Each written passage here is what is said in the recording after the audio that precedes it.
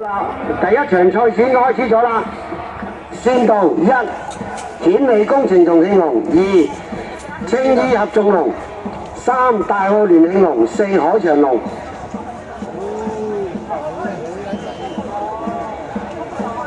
嗱，賽事去咗1/3啦，稍為領先望出去嘅應該係一線嘅顯利工程重慶龍，緊隨其後有4線嘅海翔，3線嘅聯慶。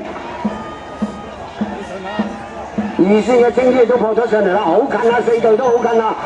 稍為有優勢嘅就係顯利工程同興龍，同埋海翔係啦。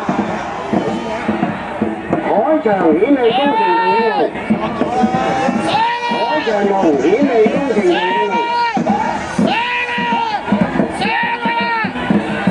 海翔龍顯利工程同興龍，聯慶青衣入眾龍啊！4隻龍團賣晒司令台啊！我哋即刻頒杯同埋錦旗俾你哋啊！